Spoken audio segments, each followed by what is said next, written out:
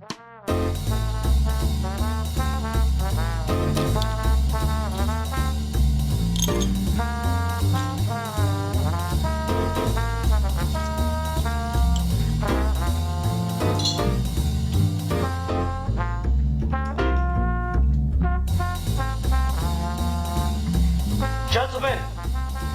the time has come once again to discuss things.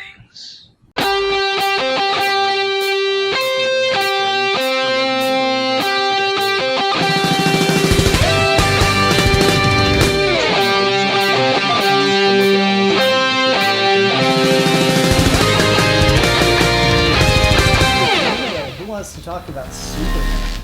I'll talk about Superman. I need to talk about Superman. Seems good in my day. All right, so let's talk about killing Superman. Hi everyone, welcome to another episode of Geeky Gentlemen. I am Super2. Joining me today is A geek for fun. And I'm that Matt Kid. And today we're reviewing a technically two-parter. I do think they actually watch reasonably well as a completed film. We're talking about the death of and reign of the Superman. Superman, yeah, that. I don't know what you'd call it if you did just put it all into one film, to be fair. I think the full film title is called, because they actually did release like a cut of this, which is just the full thing, is The Death and Return of Superman. Okay, fair enough. Yeah, so, I don't know, this is something DC did a little over a year, 2 years ago now. The first one came out in 2018, the second one was early 2019. And it's kind of like a follow-up to their, like, Dark Knight Returns two-parter that they did. I don't think they've done any other two-parters since, or in between those two. But it's also unique because it's in this DC animated movie universe, whatever the hell the name for that is, DeCamu. And yeah, I don't know. It's one of those things which I don't know. I find this interesting because the the DeCamu, fucking there, has been going for a while now, and it all started back in 2007 with Superman Doomsday, which was an adaptation of the death of Superman, just crunched all down into one film, and it took out the whole confusing 90s mess that was Reign of the Superman and just kind of truncated that part of it down to just being Superman back. And then you got this, like, over 10 years later, where they're like, no, let's strip it down, let's actually not strip it down, let's extend it out and go back to the death of Superman and Reign of the Superman from the 90s. And I don't know, it's written by Peter J. Tomasi, and he's definitely a big fan of this era. That was like when he was growing up, he was reading this stuff, and so it's, you know, I'm a little able to kind of get into it through his eyes, you know, the way he presents it, I feel. I will say overall, I don't love these films, but they're definitely not the worst thing done with Superman in the last 10 years. So there's that.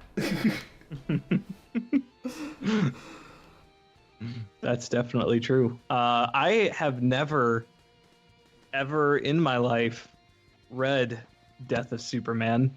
I've read very little standalone Superman. Most Superman comics I've read have been like I've read All-Star, I've read the Morrison action run, and I've read Superman, like Red Sun, I think.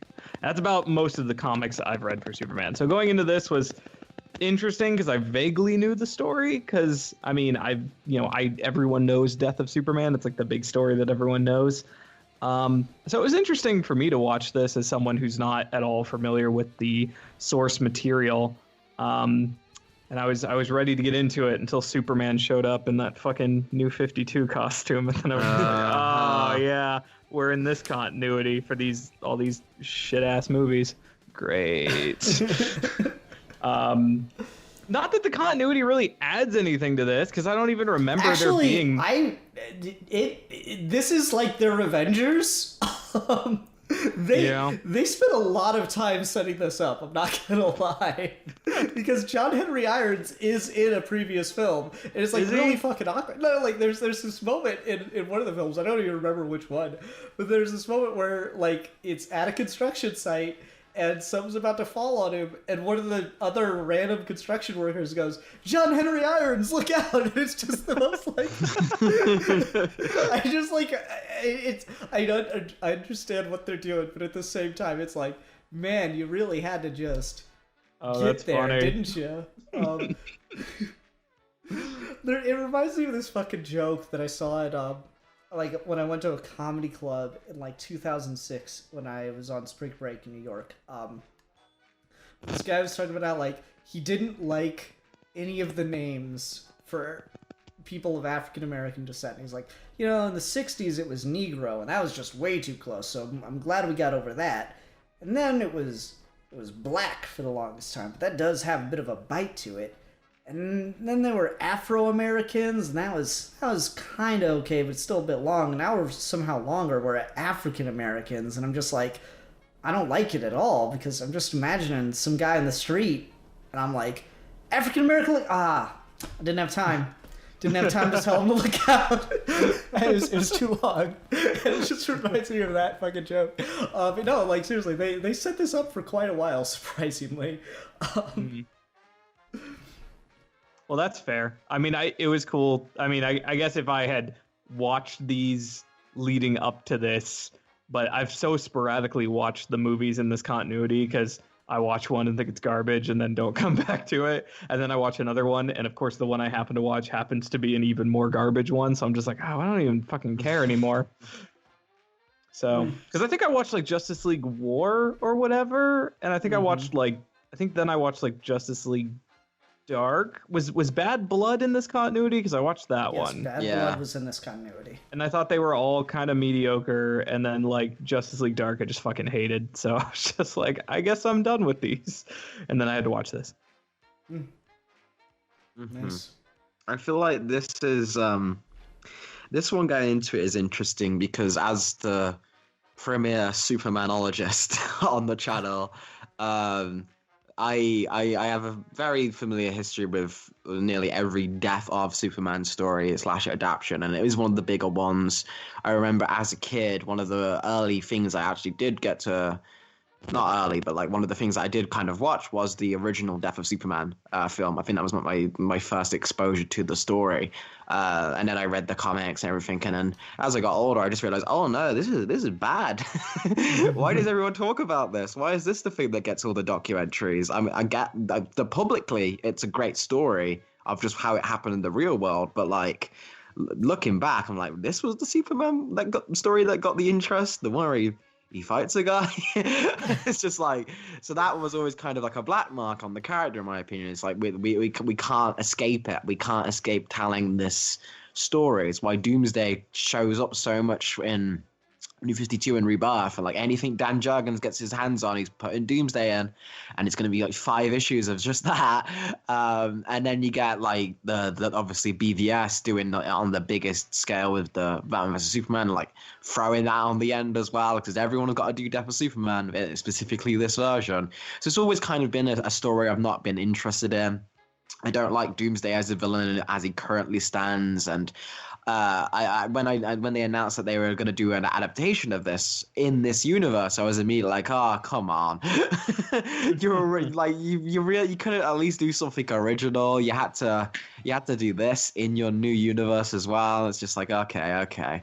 But then I watched these as they came out. So I watched the first one, and I was like genuinely pleasantly surprised. I think it is overall, out of the ones I haven't watched all of them, but out of the ones I've watched in this, I think the first part of this is easily the best of this entire universe. I think it's really well directed. I think the action is the best any DC thing has ever got. In terms of just fluidity and like having that kind of like Sakuga feel. Like there are like the shots in this are like, oh, okay, they watch Dragon Ball Z. And it's so cool. I love seeing after like years of the DCAU, and everyone loves the narrative part of that series, but you can only watch haymaker, haymaker, haymaker grapple for so Double fucking long. fist hit. Double fist hit. They love the double fist hit. You can only watch that for so long and just be like, okay, but these characters could be so much cooler. They flew. Look at the Fleischer cartoons. These characters are meant to move, not be so stiff and so jagged. So getting to see the animators work with these kind of unruly designs, but like every member of the Justice League gets like a great moment. Flash in particular, I was like, whoa, that was so cool how that was animated. And then the big slobber knocker Superman Doomsday fight is probably the best version of that you can get, honestly, that's been done. I'd say in comics or in this, and just in terms of just Superman fighting Doomsday. This is probably the way to go for just that visceral experience of just like, oh no, he's beating Kal-El to death. By the end of this, his costume is just, it's not even. It's like it's so funny to me because the New 52 suit is now ripped in a way that it looks like he's wearing trunks. So it's really funny to me to see that. But like all of that I thought was great. I really liked because I thought they nailed not just doing, oh, we're gonna do Death of Superman and we're just gonna play that straight. They're like, okay, what are the flaws of this story? We know that they didn't plan most of this when they did it. How can we make this seem more natural? So you've got like Eradicator, Superboy, Hank Henshaw, John Henry Ayers. Look out! all kind of baked into part one, so it feels more coherent. It feels more natural. You've got a great bit when Luthor takes off his 90s disguise with the red hair and the. I thought that was a pretty good reference. Yeah. That was gold. Like all of that's gold.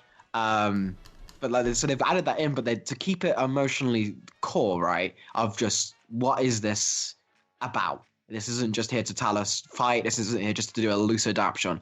And they really do an interesting bit about one of my favorite character flaws for Superman. And people like character flaw for Superman, but he's perfect. He's boring. It's just that Superman is probably out of all the main DC heroes the most loner. Which is so weird to say. People, when you say that on face value, he's like, Superman, he's always handing out. But like, you look at Batman, yeah, sure, he presents himself as a loner, but he's got like 50 people in the cave, like at all times, and everyone knows his identity, and he's always looking to make friends, and he leads all these different teams, and he's doing all of these things. Like Batman is seeking to replace the family he lost. He's a very social character. He's a very good mentor figure. He's got so many different girlfriends. It's unbelievable. But Superman, because he's had to hide his whole life and the weight of everything that can come crashing down and the entire world on his eyes and all of these different things of like just growing up the way he had to. It's really negatively affected his personal life because he does find it really, really hard to connect to and to be just honest, to not just be... Because it's not a front when he says, "Hi, I'm Superman. Let me shake your hand." He is genuinely being nice, but it's like that work face, right? Of like when you're here to do a job and people have expectations of you. It's very hard. I know that Clark Kent is doing a disguise. Very rarely does Superman get to let his hair down, and this exploring that through Lois and through the Kents, and even a little bit with like that mention of them having a history with Wonder Woman and why that didn't work up. I thought it was like a really strong emotional core to make you care about this guy and see him as a real person before he dies for everyone. And and that makes it hit so much more than other adaptations where you just, oh, you know Superman, you're supposed to feel sad when he dies. So many things forget that. This really is like, no, okay, even if you've never seen Superman, here's why, aside from all the powers and thing, you should just be able to feel for this guy who he just can't, he's scared to connect to people, and he finally does, and that's taken away from him. And I think that's just so strong. No, that's the thing I really like about it is this plays the death more emotionally than I think anything else does.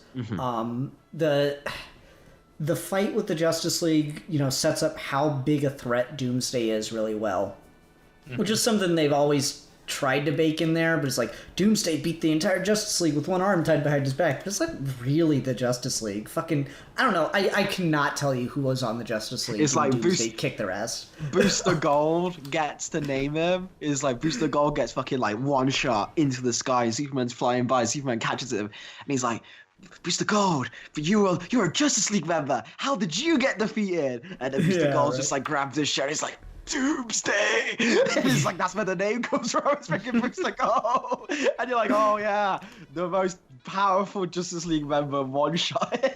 right. So like they do set up Doomsday really well as a threat, but then yeah, you're right, Alfie. The emotion of Superman dying here does hit really, really well. Like much better than it did in like BVS or even Superman Doomsday, which is weird because that one's focused almost entirely on Superman as a character, but they do this weird thing where like Lois is figuring it out beforehand as opposed to it's strange. She doesn't know until the very end. But then you get like here it works so fantastically, and I do really like it. I love that moment with Lois where he saves her one last time. I love the moment on the bridge where he saves that little kid and his video game, and the kid just like gives him a hug. That's so sweet. And then you just see a little bit later that kid's watching Superman die on television. The whole world stops to watch Superman die. And then I love the Lois Lane like helicopter scene where we get the reference to the Reeve movie. I thought that was awesome that they did that and reversed it. I thought it actually worked really well as a reference. And I really like, just the final hit thing because I'd watched this before, but it's been a little while. It's been since it was out basically. And I was like, oh man, they kind of blew their load early because they did the double hit that smashes all the glass in the city way too soon.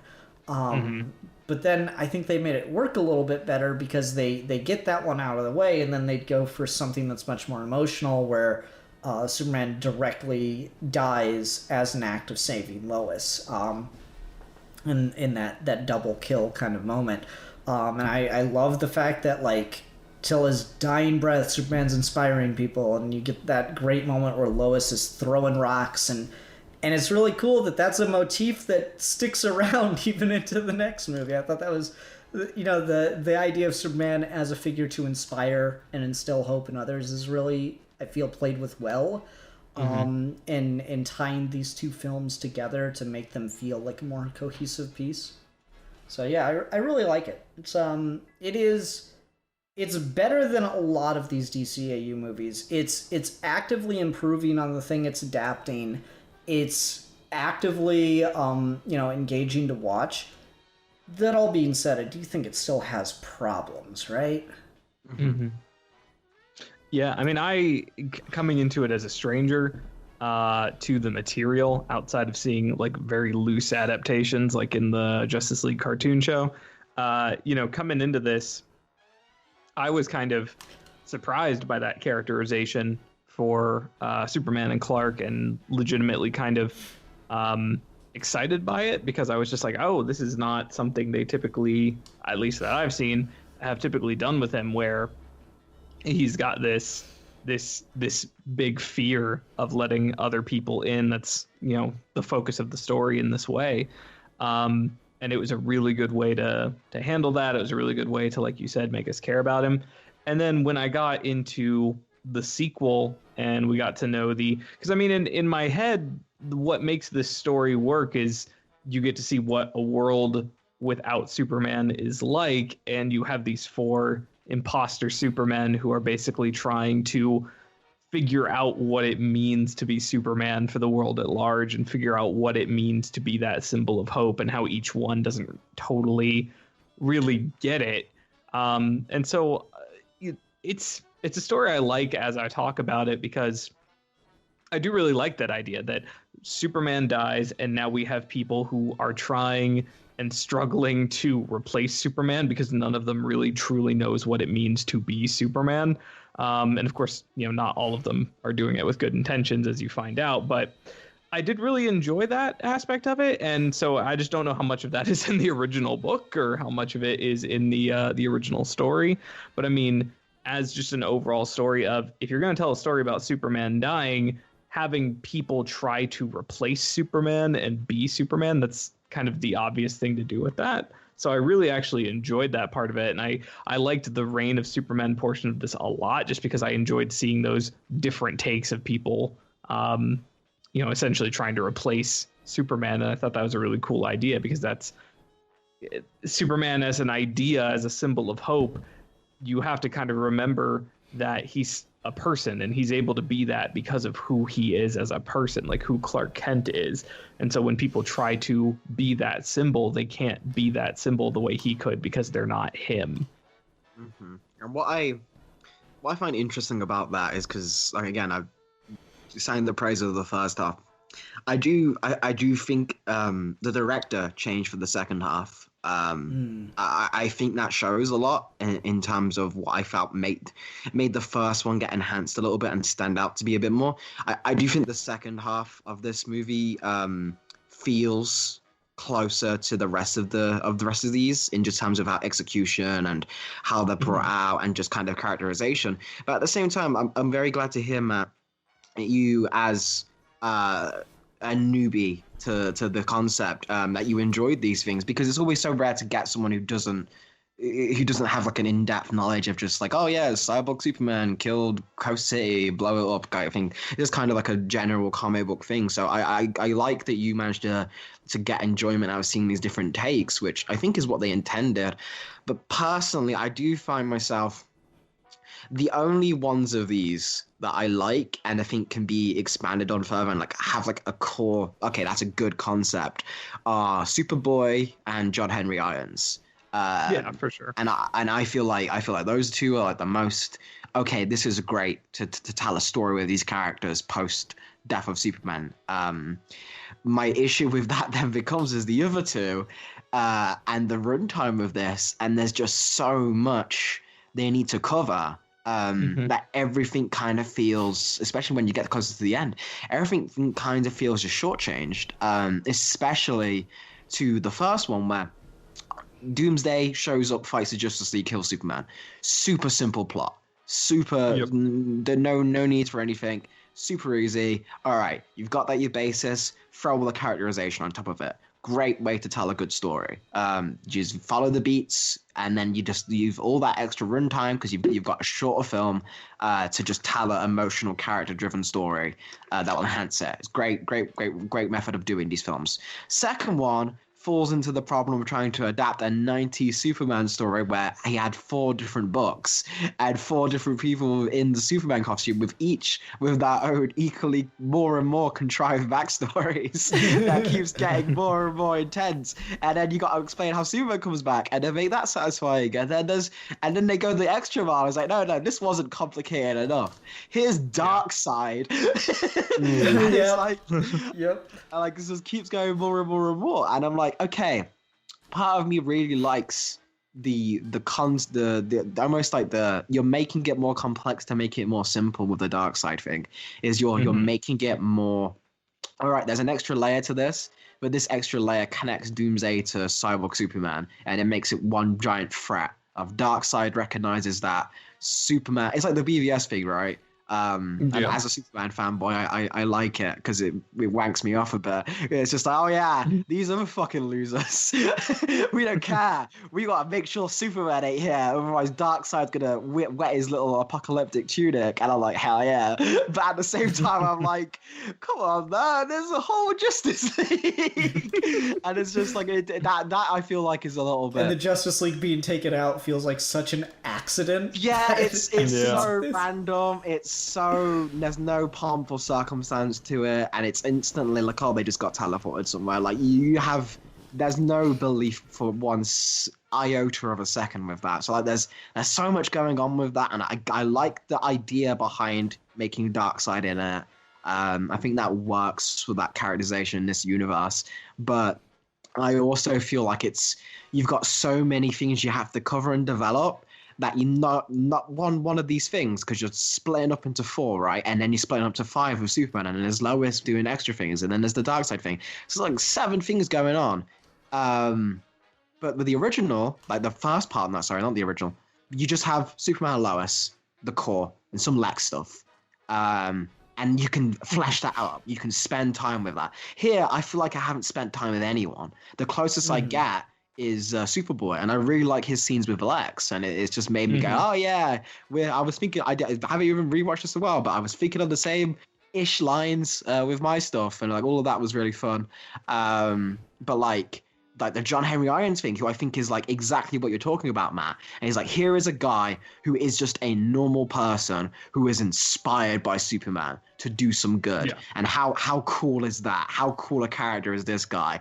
How he's doing it all just by what Superman's always talking about, right? Like one day they will join you in the sun. Is this guy's figured it out? He's got all the power set down, and we barely spend any time with him. And it was just like I don't care about Hank Henshaw. Like, let's develop what this guy's doing all the time. Like, I feel like that. You got like, and because of the lack of development for things, you've got just like really kind of unbelievable character arcs for stuff. Like, Hank Henshaw is by and large the main villain of the films. Like his origin is set up in the first one, and then he becomes the major threat, and Darkseid kind of gets, you know, pushed to the side, and he's gonna get his thing wrapped up in Apocalypse War. But like it's just so Hank Henshaw by and large is the main threat of the films, and yet his setup is so like just unbelievable to me. It's okay. Superman will save us. I'm just like really? You're a fucking astronaut. You go into this knowing the risks that await you out in space, and yet your whole villain motivation is Superman didn't save you, which is certainly like that is a pretty flimsy ass motivation, but also like, what was Superman doing when the fucking asteroid hit and the space station crashed and stuff? He was in that room in Spirit of Time with Wonder Woman traded. Oh yeah, is that what it came down to? Like, it's such a random thing to like, if you're gonna do like this bit where it's like Superman will save us, you should really show what Superman's doing when he's not saving you, and like give it some thematic weight or importance. Like, maybe he has to decide between going to save that thing or finally committing the truth to Lois, and he decides to be selfish this one time, then it comes back to bite him. Or, you know, maybe not that, I don't know, just something. Like, maybe he's saving a fire and he decides, well, they knew the risks and these people are completely helpless without me. They might have a chance to get out of it or something, you know? Something like that. It's just, it is especially just unbelievable to me. It makes like the entire character arc for the main villain just so ridiculous. And why that's a shame, right, is I feel like this is where Tomasi writing this, being a fan of the material as is, just because that's just straight, right? That's exactly what it is always in the original 90s thing. Is like, it's the exact same thing. It's like Superman didn't save me, didn't save my family. Like it's that shit, and it's just like it's exactly the same thing where it's so paper thin. It's so, we can't believe this is a real human being person with any shape, even if they're just grieving, right, and then just mourning. There's like, it's not like an immediate thing. It's like he thinks Superman's dead, and yet he's still doing this shit. So it's not even like an act of revenge. It's just pure. I don't want to say like, oh, it's just comic book villain. It is like Saturday morning cartoon villain. And those are fine. Those can be entertaining, but you're presenting it as if if they have any shred of an argument, and they don't. It really undersells the rest of the character work here, and quite frankly, it's just boring. It's like Cyborg Superman, I think, just is inherently a boring character with a boring design, a boring backstory, and like you can always do stuff with that. And also just like way too villainous design for me to ever possibly believe that people are gonna be like, oh yeah, that's Superman. Fucking I trust him." Terminator in a Superman costume. It's like, this guy's really nice, isn't he? No one expected, like, him. How you see this guy immediately? You're running for the hills. Like, there's no fucking way. And like, yeah, there's stuff you could do with that, right? If you wanted to like update it and refine it a little bit, it's like, okay, Hank Henshaw comes down. He actually is nice. He actually is a fan of Superman. He's like, all right, Superman couldn't save me, but I'm going to make sure I can save everyone else.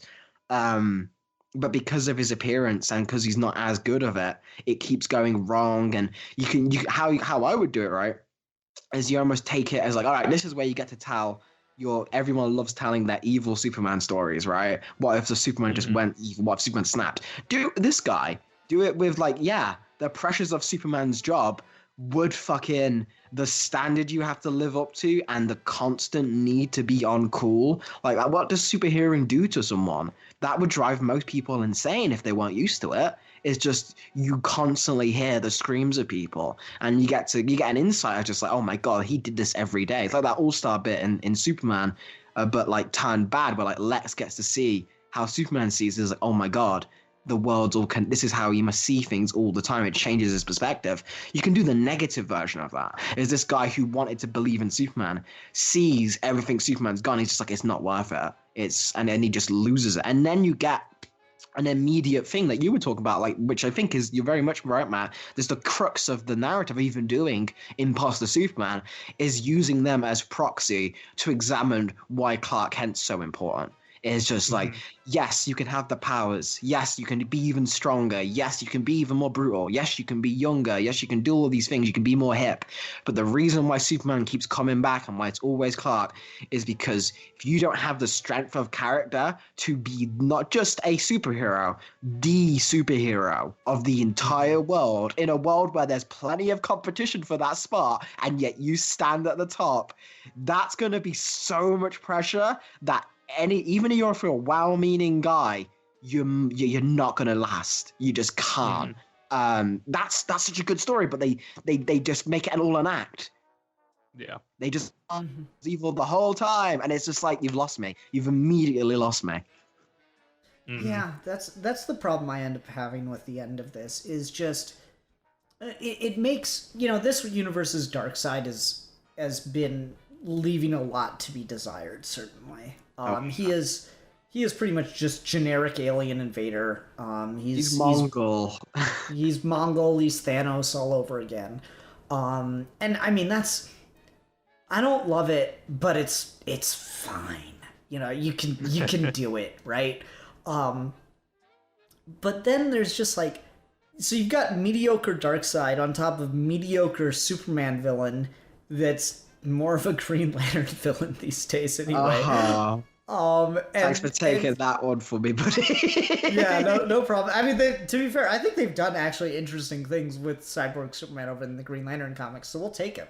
But it's just, so you've got like evil Superman, you got subpar Darkseid, then you've got like the Justice League involved, and there's relatively mediocre takes on the entirety of the Justice League. Batman and Green Lantern's dynamic sticks, I appreciate that. Awful Wonder Woman writing, unfortunately. I God, like that the Wonder Woman scene with one. Lois, just cringe. I cringed at that. That pissed me off. I was like, this shit. Despite my appearance, I'm not good at the touchy-feely stuff. Okay, sure, yeah, let's go with that. No one's ever felt touched or feeled by Wonder Woman. And I mean that on all the levels you can imagine, and more that you cannot. It's just, I don't know, so like, you just gotta like, there's no one thing in Reign of the Supermen that is bad enough to break the film for me. It's a combination of a bunch of little things that undercut the entirety. It is a film of no strong choices and just a bunch of mediocre ones that I think really, really is what hurts it. Is there's nothing in here that's like, to Tomasi's credit, I think this is better than Reign of the Superman. To be fair, I've only read that the one time. You couldn't pay me to read it again. And if one of you pick it for an episode of Geeky Gentlemen, I'm just gonna like scream out my window. But anyway, I'm out. I'd leave the channel. Don't do it. I mean, I'd give it a shot, but it sounds like there's a lot to read, and not all of it is good. Yeah, if we're it's gonna the devote 90s, that, right? So like, yeah, man. If we're gonna devote that much time, there's plenty of other long form storytelling we can do. Well, Reign of Superman in my head, having now seen this movie, makes sense as a story that really you should only. I'm sure it wasn't handled very well, but it seems like a story that really should only be told in long form, because the interesting thing is seeing the status quo of a universe where Superman's gone and people are trying to fill his shoes. Like that's to me arguably the most interesting, or what should be the most interesting part of this story. And so I'm like, that's kind of a story you can't exactly tell very well in even a 2-part movie, because that's let's explore what the status quo looks like with these 4 people here. And so trying to condense all of that, you're absolutely right. You have to condense all of it, and you have to put it into a narrative that makes sense. So you're like, well, where does Cyborg Superman come from? Like, oh, well, he came from, Darkseid, and Darkseid was involved with Doomsday, because you have to make it all fit nicely into this, 3-hour 2-part movie. And that absolutely weakens it. Coming out of this, one of my biggest gripes was I was just like, man, I fucking hate that they explained where like Doomsday came from. I fucking hate that they had to feel the need to tie all this. Touch that one. I hate never not touch that. It's so annoying as well. It's like the Wolverine thing, right? Is that the coolest thing about Doomsday when he showed up in the 90s was no one knew where the fuck he came from. And then they immediately, and it's like, okay, yeah, he's kind of a generic brute monster, but like the terrifying nature of this thing just turned up to the North Pole and killed Santa Claus on live TV is right. That's that's strong, and no one knows where it came from. Because that's what I was like, as I was watching this, I'm just like, man, how cool would it have been if Doomsday showed up, and obviously this didn't happen because this didn't happen in the comics, but if Doomsday just showed up and he just was a creature powerful enough to kill Superman. That's all you need to know about him. That's it. That's all you have to know. You don't need to know where he's from. You don't need to know why he's got that containment suit.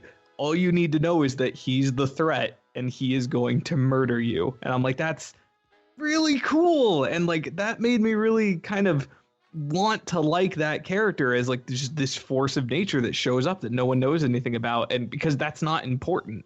What's important is what happens.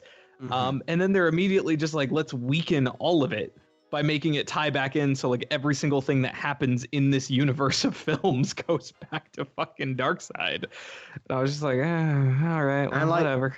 Even then, there's a way to make that work, right? Is the scene is fucking Alfie writing because I've got Darkseid on the brain all the time. This is how I'd write that scene, right? Is fuck the Hank.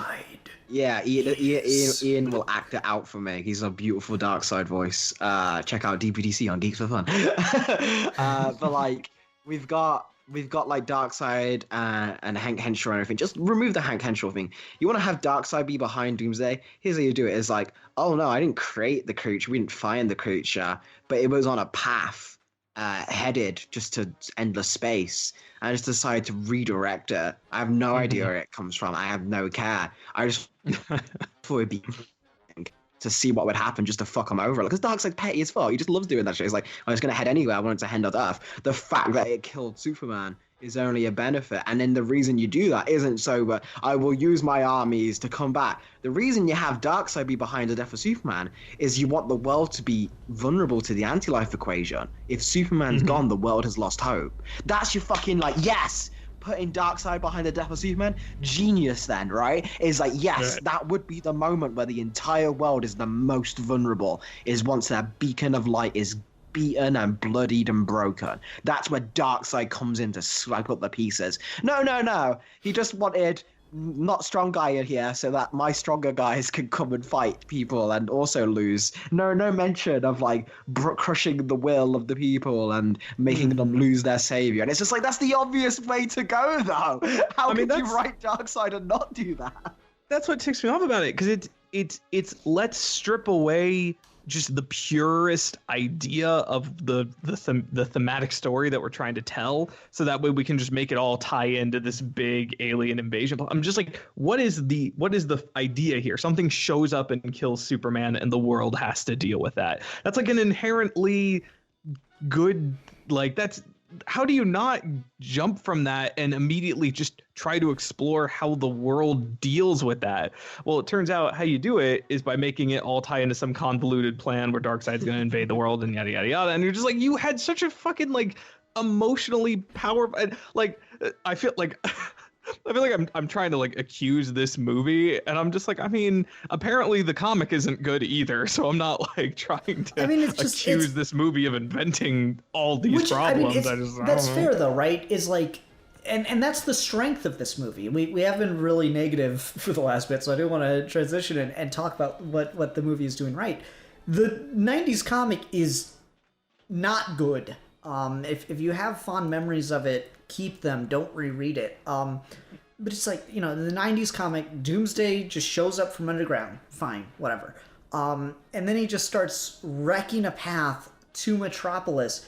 And the reason he goes to Metropolis is because he sees an ad for, like, professional wrestling on a mall television.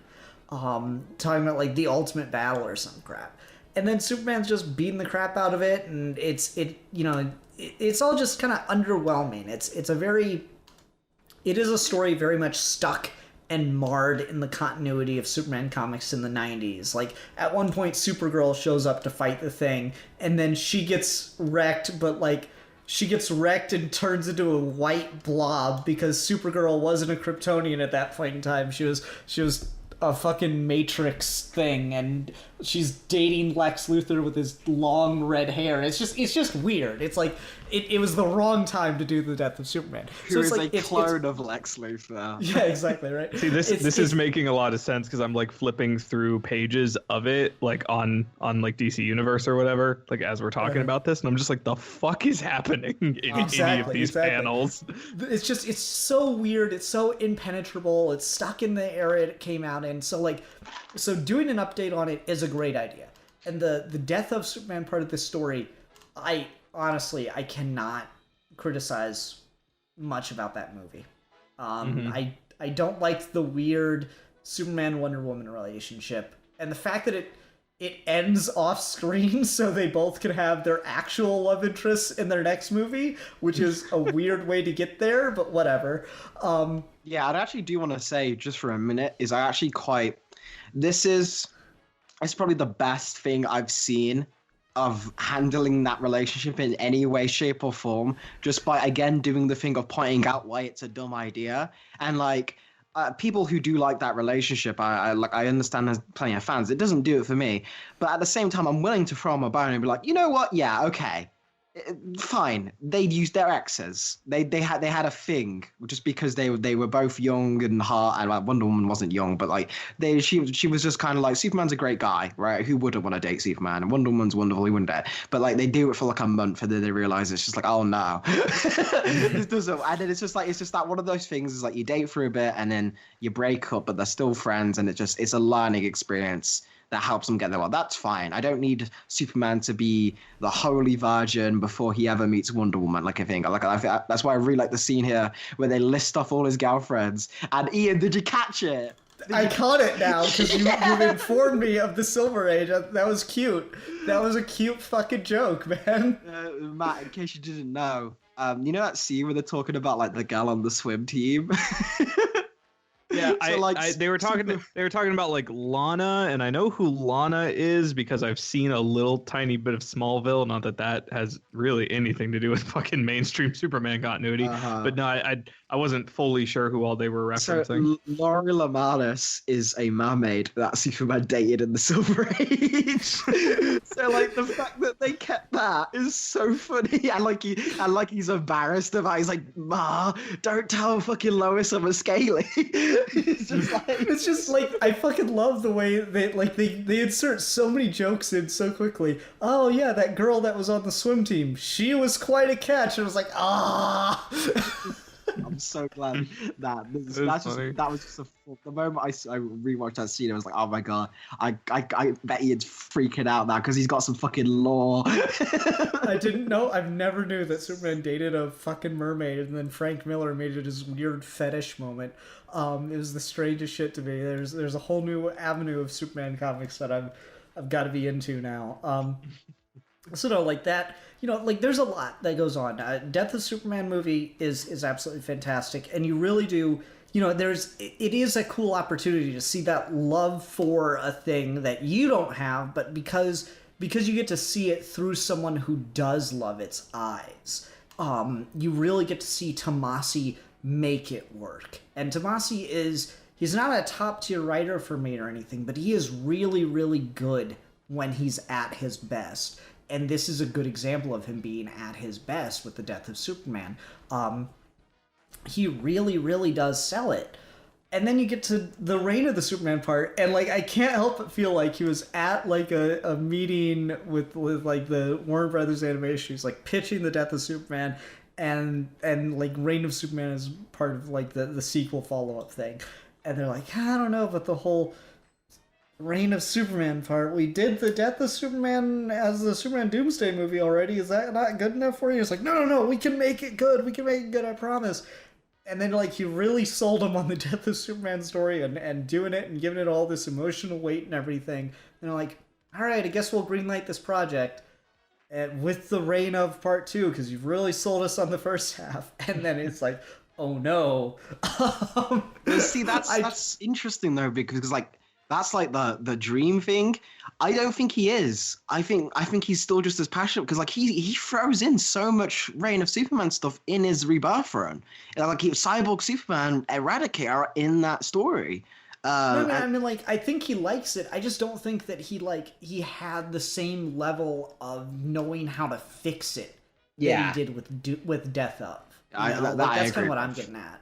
Like he makes it better. He does improve it, but I think it's like you can only put so much lipstick on a pig, Like, I think it's that problem is like, yeah, he polishes it up, but it's still just such a clunky mess of a story.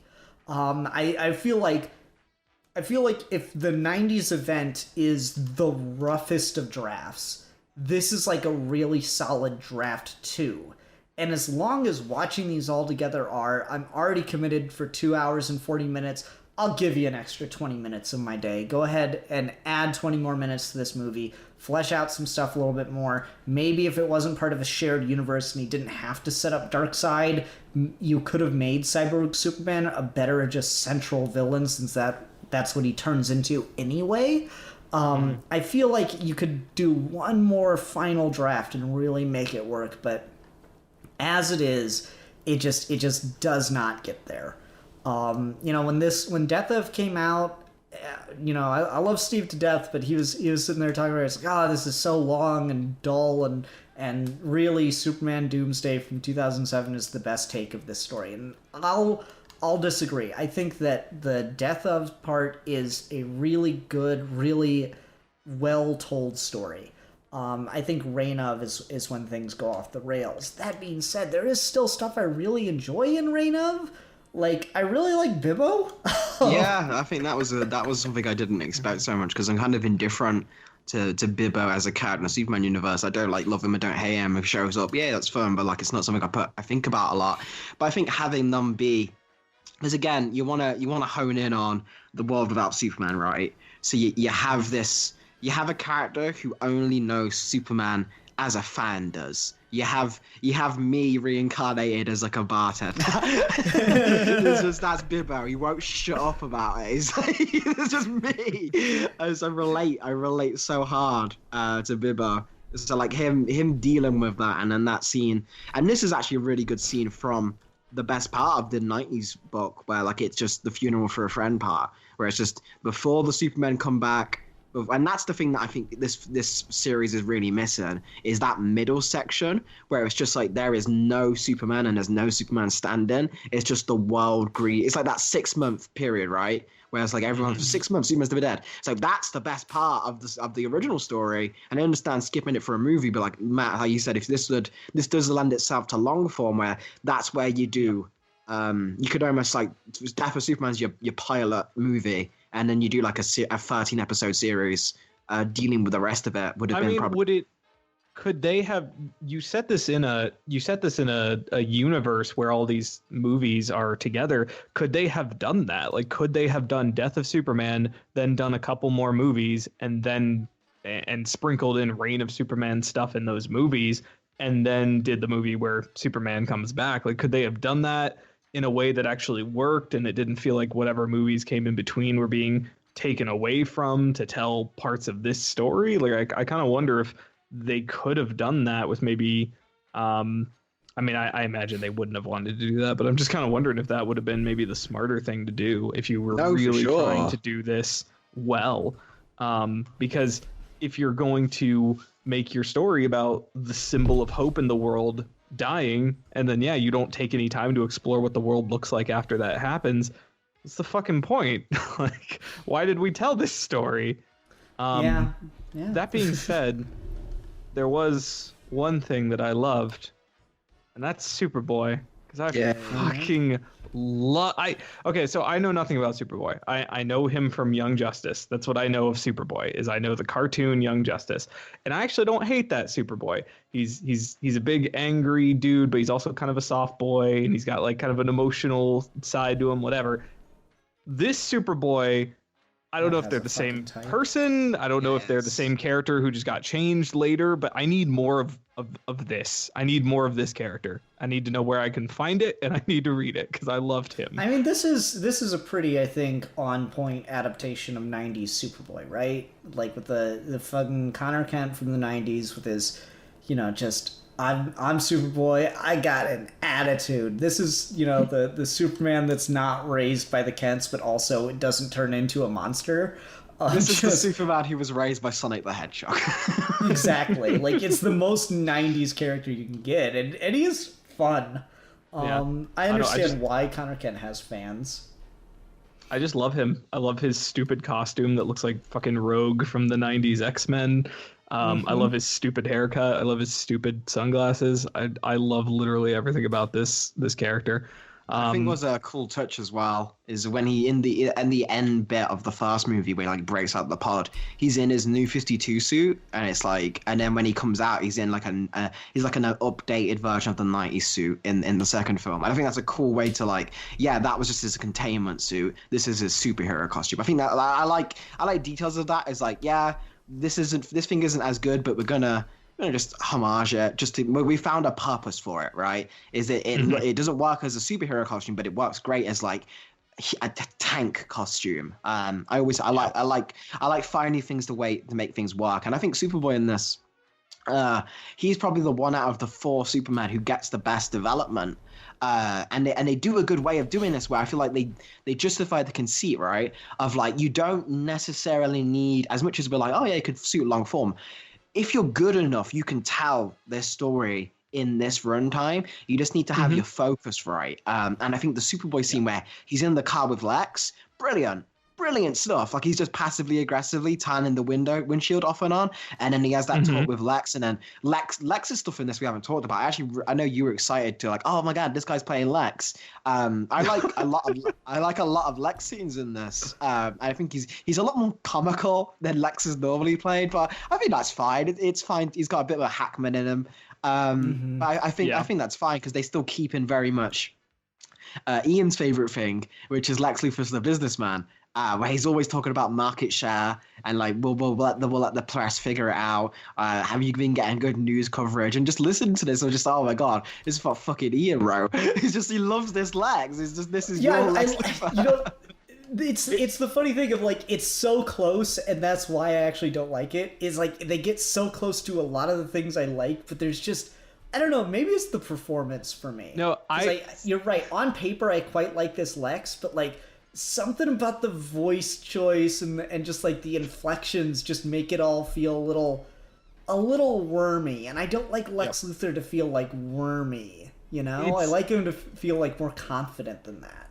I was super excited to watch this because like my wife and I, we play like a lot of games online, and we have a friend who had seen this, and he's like, have you guys ever seen this? Because fucking Rainn Wilson from The Office voices Lex Luthor. And I was just like, wait, what? So I was super excited to watch this just to hear Dwight Schrute from The Office voice Lex Luthor. And I start watching it, and I'm just like, this is the weirdest fucking choice.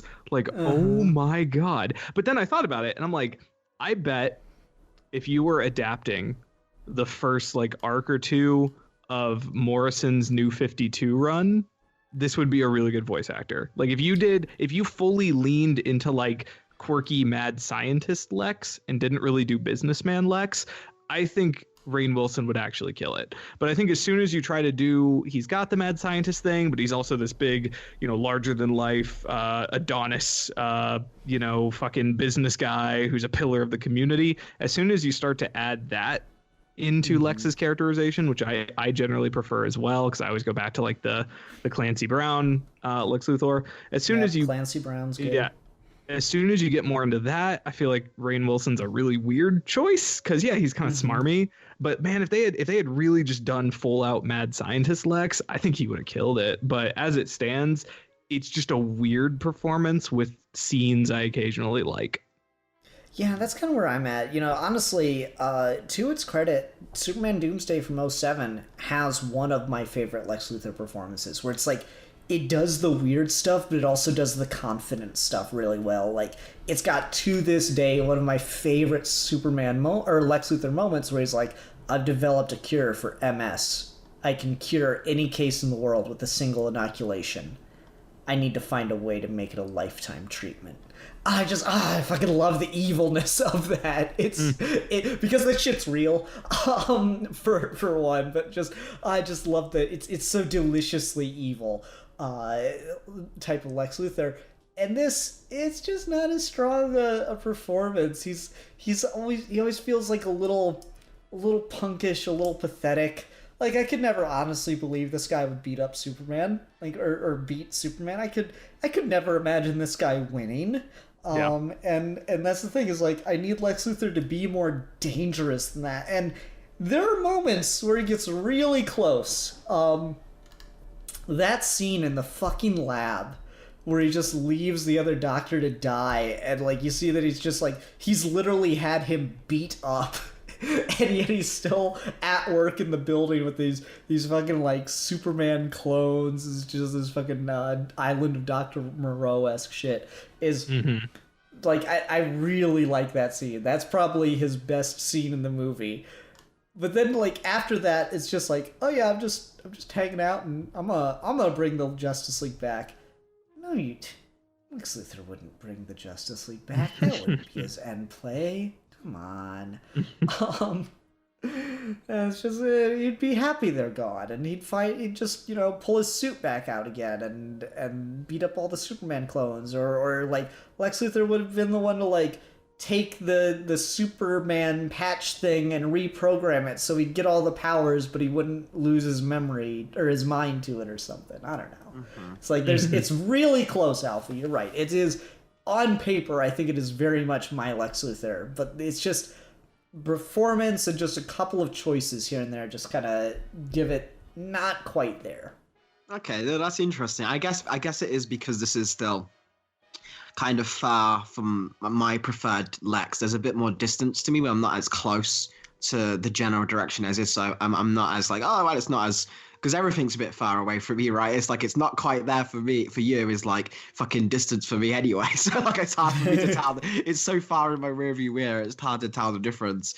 But no, I think that's all valid. I think for this story, and the reason that they don't lean into, well, yeah, if Superman's dead, Lex Luthor's gonna be fucking the biggest villain in the world, deal with that. The reason that they don't seem to acknowledge that, you almost kind of have to go for a more pathetic Lex to justify it. Otherwise, it's just weird. Why hasn't Lex Luthor just fucking ruled the earth by now if Superman's gone?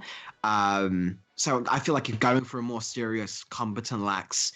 But like, at the same time, that's what I would have done. Is like, if I'm like, all right, I have to rewrite this second film, I think there's gold here, and I think you really can mine it. But what I'm doing is just get rid of Eradicator and Cyborg Superman. Just ditch them. They don't need to be here. Maybe have Eradicator get referenced in how Clark comes back as like a fun nod to the story. But Cyborg, just ditch.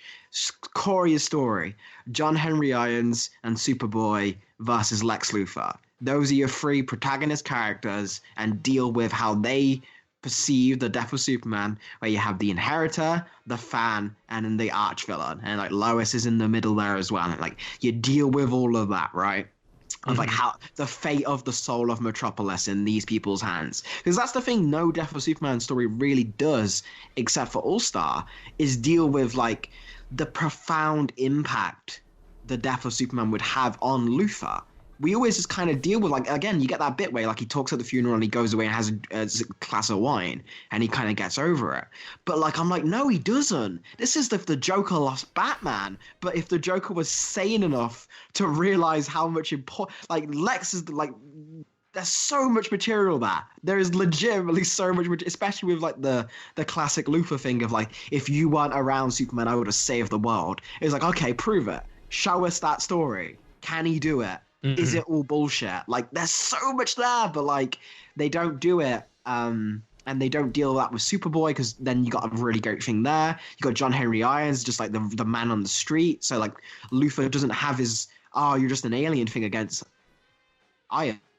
He is a guy. He's just a thing. So what does that dynamic look like? There's just, for a story that I don't like, I do want to be more positive and just be like, yes, you don't have to throw out. I am being too harsh. You guys are probably right. There are good stuff here to be salvaged. I'm just the angry boy, in that opinion. Tomasi, make it work. But I think he's too close to it. I think he doesn't have that extra distance. And I also wonder if part of this isn't the fact that this is the second attempt at telling the story in animation, where they're like, well, we can't not do all of them because the last movie got shot because it didn't do all of them. Yeah. It didn't do any of them. Exactly. Just a generic evil Superman. Like, I don't even remember. He's like kind of a clone, but then he kind of goes Eradicator / Cyborg-y in Doomsday, right? Uh-huh. Okay. It's like a combination of all of them except Irons. Yeah, that is messy. Yeah, I don't know. I don't know. It's not good, but it does have these moments that shine through. Like, I really like the Bibbo thing. I like the way that people's it's I don't think it's given quite enough weight, but it's given enough that I can buy it. I like the idea of like, oh, we offer people a chance to be heroes and they'll take it as like a villain plot. I think that's a cool idea. Cough, I really like Blue Beetle. Cough. Conceptually. But like I think that's a cool idea, and I think that's a really interesting thing, and I like that it's that like a true fan, someone who doesn't just admire, but someone who gets and is inspired by Superman, doesn't buy it. And he's the one, like, I've never cared for Bibbo either, Alfie. Like, when he shows up in Superman the Animated Series, it's like, why the fuck is Popeye on the screen right now? What happened? It's always weird, but like, they make Bibbo a character that I like legitimately appreciate in this movie. I thought that was great. And I love the fact that like fucking throwing rocks becomes such a motif in these movies because of Bibbo and Lois. It's just that act of desperation and hope, that Lois throws a rock at Doomsday and Bibbo throws a rock at the fucking evil army of Supermen and shit. I thought that was so good. Because it gets back into the whole thing of like, this all started because Darkseid threw a rock at the Earth, and now the Earth throws one rocks back. It's like, you can look at it that way, and it's like, there's so much stuff here. Mm-hmm. It is. It's really good in that way. I really do appreciate it for that. It's one of the better things. Like, you know, Matt, you kind of talked about how you don't like any of the DCAMU movies. And I don't hate them. Most of them are just mediocre. Occasionally they do really get a hit that I think makes them worthwhile. Like, Wonder Woman Bloodlines is pretty much just okay. It's more or less an adaptation of Wonder Woman Year One by Rucka, done in a really convoluted-ass way to try to squeeze in all the villains. And it's kind of... It's putting a bunch of Wonder Woman stories together, honestly. But yeah, it's kind of okay. But then, like, the thing I really like these movies for are the shorts that come with a bunch of them. The Jonah Hex one is great. The Wonder Woman Bloodlines one came with a death short that is absolutely fantastic. I didn't buy either of these. I just watched them on the DC app. Did either of these come with a short? I don't know. Okay. When they do the shorts, I quite like them. So. Yeah, part of me just hates it because I'm tired of looking at this art style. I'm just done with it. Like, I remember back when these were like not all connected, they all had different art styles, and I miss that. Like, part of it is just like I'm tired of just seeing the same cast. I'm tired of I just get bored of it. I don't know. It turns me off to it before I really get a chance to let myself get into it, because it just has the baggage of being in a universe that I've so far has for me been more miss than hit, and that like some of my favorite characters in it, like Batman, who are, you know, like obviously Batman's my favorite DC character. I never really like their take or their actor for Batman in these, so I'm just never. So it's not that being in the shared universe necessarily harms the story in and of itself. It causes me to go into it with extra baggage, and I'm just kind of like, ugh. It makes me be less invested from the get-go. So it's just a hurdle that it has to overcome for me, rather than being like, oh, cool, it's the next chapter in this universe. It's just like, oh, good, great, it's the next chapter in this. Maybe this will be the last one. Maybe we'll be done now, because there's that like new Superman animated movie they're making that they just like released the first image of, and I was like, oh my god, it doesn't look like this art style anymore. Thank the fucking gods. So yeah, I don't know. It's not that it necessarily like kills the story for me being in like the shared universe. It just makes me less excited about it. It's just, like I said, it's just another hurdle it has to overcome for me personally. I do think that's maybe down to the fact that they've been putting out so many of these and so quickly. It's like one a year. I think they gotta cut that, costs. I think a lot of that is just we don't have to recast anyone. We don't have to get a new character designer. We don't have to get new model sheets. We don't have to get people used to drawing a new art style. We can just, and I think the first time that strength shows is in the fights in the first part. The second part fights, I think, are nowhere near as memorable. But the first part fights, I think the fact that you can tell, okay, these guys have been drawing these characters with these same model sheets. They don't have to adapt them, and they've managed to make it look fluid and great because they're so used to it. And I think that's where it's like, okay, yeah, the strength of it worked. You managed to get this out in less than a year. That's insane. The production took quality for like, okay, great. You got a good director. You got a good thing. But then the thing that comes back on the bite is like they had to swap directors midway through. I imagine mainly why the second part maybe doesn't work is. Probably you're right, Ian, is all right, all the focus got on writing the script for the first one. Oh fuck, we have to write a script for the second one. It's just like, and it's the time crunch finally comes in there. So it's just like, yes, I get the universe thing is just probably there as a way to justify using the same cast and the same character designs. It's only there as a result, but it has only hindered it. There hasn't been one of these that wouldn't have been better served by being an individual. You can watch this without prior knowledge story. And I think this would have worked. You could take everyone out of their costumes. You can just remove the Wonder Woman dating thing. And then this works. This works. It's just like, oh yeah, Superman movie.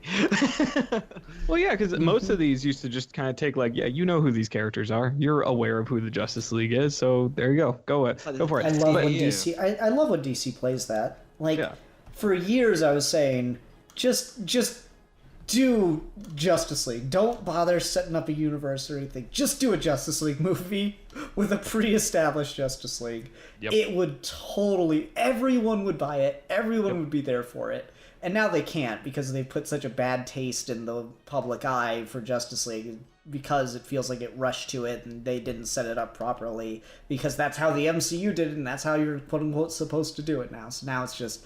Now it's not viable. Or maybe it's the super viable option. Maybe now it's the big brain play. I always said they should have done it. Like, they should have done individual movies and built up to Justice League. But rather than having them meet each other and, like, formed the Justice League. It should be all the villains from in the individual movies forming the Legion of Doom, and that's like the thing that connects all of them, and then they got to come together. And they almost kind of did that, and then they didn't. It just if we got like that Slade is never showing up again. So these movies don't like villain team ups. He's gone. He's done. He showed up on the boat, and now he's just not there. To their credit, they've actively done a better job than the MCU of keeping their villains alive. Yeah, like, that's true. Doomsday and Zod are dead, but like Joker is technically still alive, though I never want to see Leto again. You've got like the entire Suicide Squad already. You got like Shivago's dead, but you still got like Black Adam you can do. You know, there's Black Mask Luther died, and I'm sad about that. Well, Black Mask died, yeah. That was disappointing. Luther's still kicking around. You got Black Manta, and Ocean Master, which is kind of cool. They've done a good job of not killing literally everyone. I guess Dr. Poison could be like this fucking ancient old bird. That could be pretty funny. Yeah, I mean, that would be like the shit that I would love if they did stuff like that. They're just like, just fucking go for it.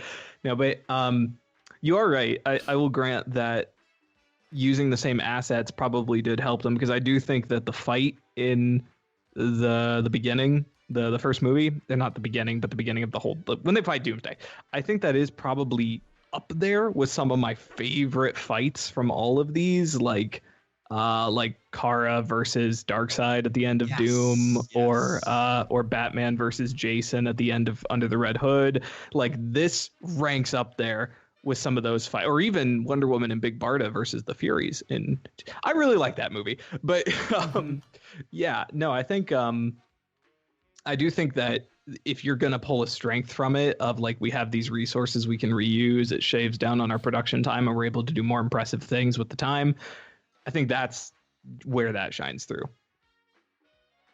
Yeah, definitely agree with that. I think, as much as everyone complains about the animation style, it is mostly simple. They've kept the New 52 designs, but they have pared them down quite a bit. You don't have lines everywhere.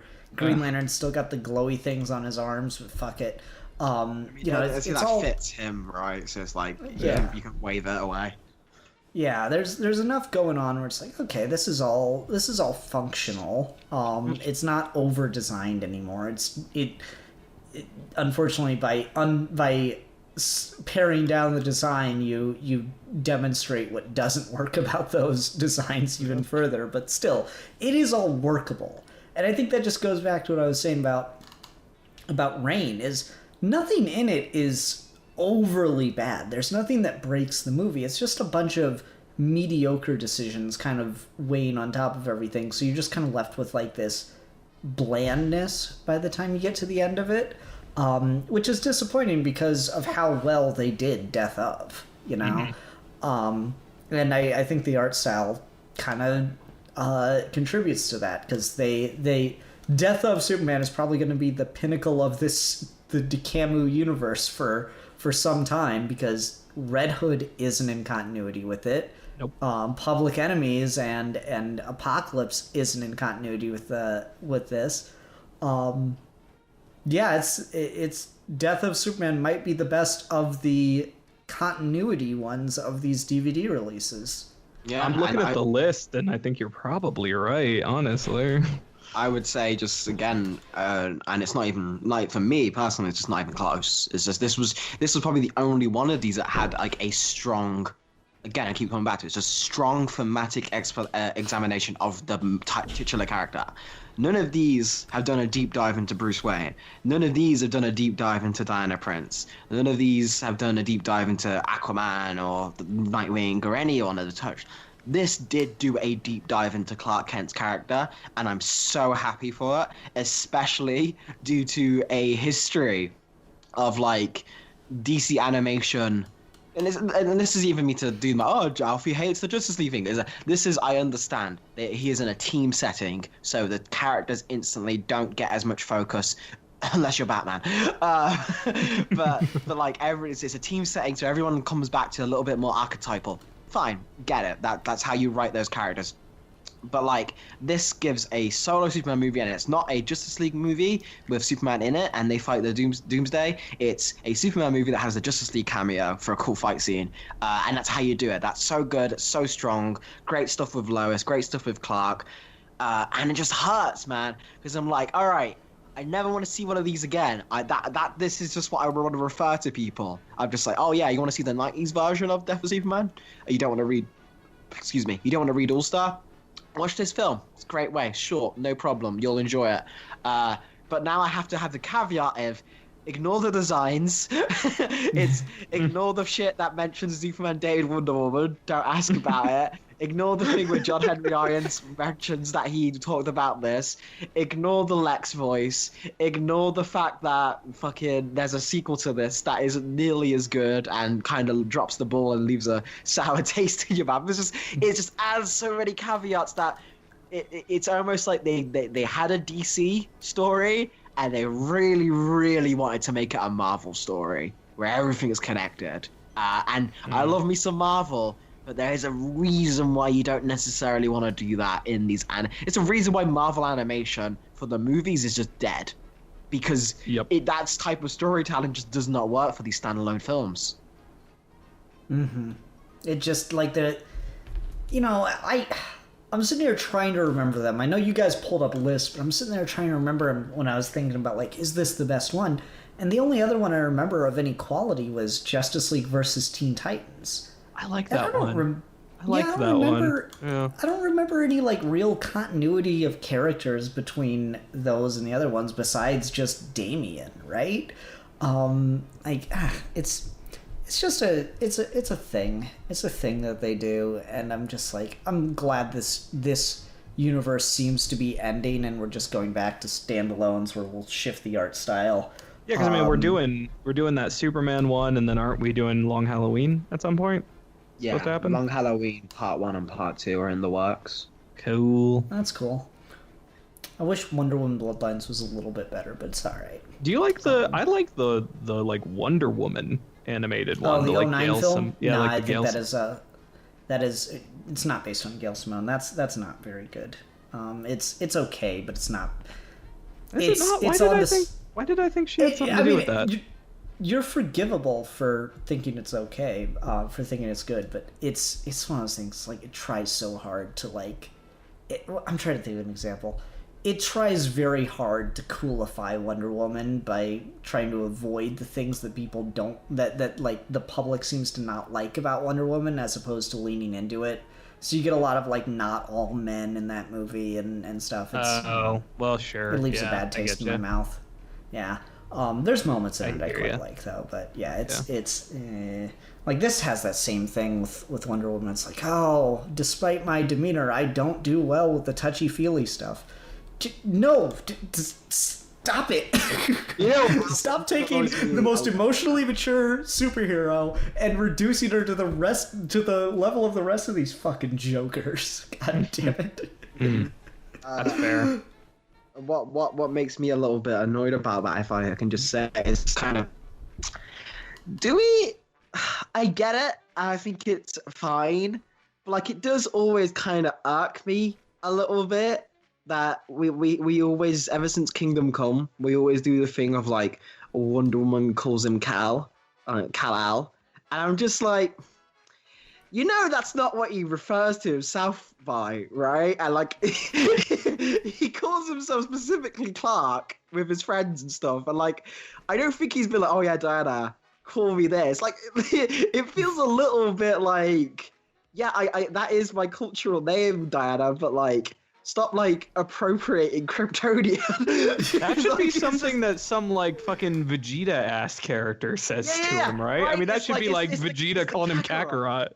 Like, Vegeta does it because he's a prick. He's like, Wonder Woman shouldn't be doing that. Like, I like it because it puts the name back in there. But I don't know. I can't think of one off the top of my head, but I feel like maybe that should just it would make sense for Zod. It would make sense for Kara. Zod and Kara, where you get to do that, I feel like. And Darkseid a lot. I like when Darkseid calls him Kal-El. I don't think it works for Wonder Woman. Just chilling out and fucking just randomly popping that out. It adds like a particular weird side to it when you put them in a relationship, you know? Yeah, because it's very much the thing of when like, did he tell her to call him Cal? yeah, like in you call me Kal-El. Like, that's so fucking. I wanna. Oh god. That's so good. That's good. Oh my god. It's like that's Wonder Woman's version of Daddy. If she calls you by your fucking given name. That's it's like he's like, it was really weird. She just kept calling me Cal, and like it kind of off-putting because he kept reminding me that my homeworld's dead during and like fucking boner killer. So like that's fun. But like what I specifically want to mention with that, right? You got that scene in the diner where she's like, I had a special bond with Cal, but you were the love of Clark Kent's life. And I get what you're trying to say there, but it also doesn't work because you're trying to act like Superman's fucking Kal-El isn't Clark. Like, he didn't grow up on Krypton. I always think that's weird. I don't know. Again, it's not something I put my finger on, but like you say, Ian, it just made me cringe a little bit whenever we do this with Wonder Woman. It feels like such a strange choice. I know, and it's like there's so like it's such a short thing that I feel like guilty for nitpicking on it so hard, but like it legit made me cringe because she's like, I like the one with the visor, but apparently I have a type. Your type is like brutal killer. What? Oh, how we are quick to judge. No, it's just she's attracted to him because he's brutal and has a visor and he kills people. Like, what is this? It's the strangest shit. I don't like it. It bugs me. Shit weird, man. Shit weird. So yeah, we good to go on to ratings then? Yes. All right. I'll go first. Do we want to rate them as two separate films? Or do we want to do an overall score? I think do an overall score. They are meant to be. They released the package as one big movie at the end, so they intend it to be viewed as such, good and bad, given. Okay. Overall score then, I'm going to give this 3.5 out of 5 pregnant asteroids. Because that's a weird thought to have. I'm going to give it... Yeah, that's right. I'm going to go. I'm going to rate it. You can rate it after me. No, I'm going to rate it... It's so aggressive. Thanks, King. I'm gonna give it 3 out of 5 Superboy shades.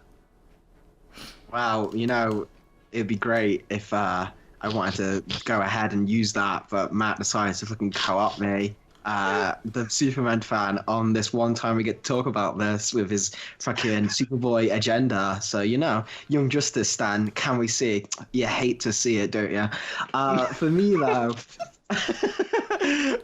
though, I'm going to give this, again, it's just like, if it was just the first one, it would be much higher, but because the second one does drag it down, I still think this is an enjoyable watch. So as much as negative I am, I'm only doing it from a place of, because the first one ruled so fucking hard, it makes the flaws of the second one stand out more than they would otherwise. But I'm going to give it... I'll just give it a 3.5 like everyone else because I'm a normie. 3.5, I like Superman because that was such a cute moment. Okay, so it's my turn for a discussion topic, correct? Quite. Is it?